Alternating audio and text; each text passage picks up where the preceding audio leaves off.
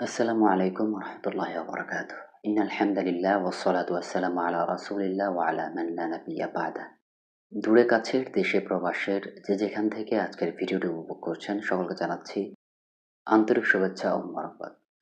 সম্মানিত শ্রোতামণ্ডলী, দ্বীনি জ্ঞান অর্জন করার ফজিলত বা গুরুত্ব অপরিসীম। যেমনিভাবে রাসূল করিম সাল্লাল্লাহু আলাইহি ওয়াসাল্লাম এর ব্যাপারে উৎসাহিত করেছেন।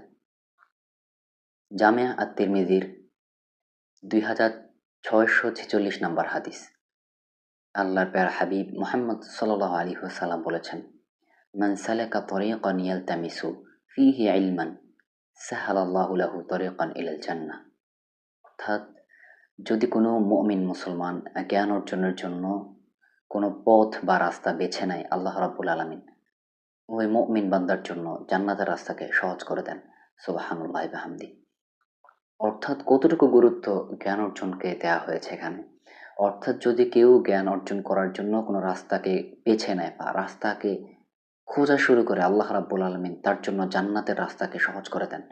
অর্থাৎ আমাদের উচিত বেশি বেশি দ্বীনি জ্ঞান অর্জন করা। আল্লাহ পাক রব্বুল আলামিন আমাদেরকে বেশি বেশি দ্বীনি জ্ঞান অর্জন করার তৌফিক দান করুন।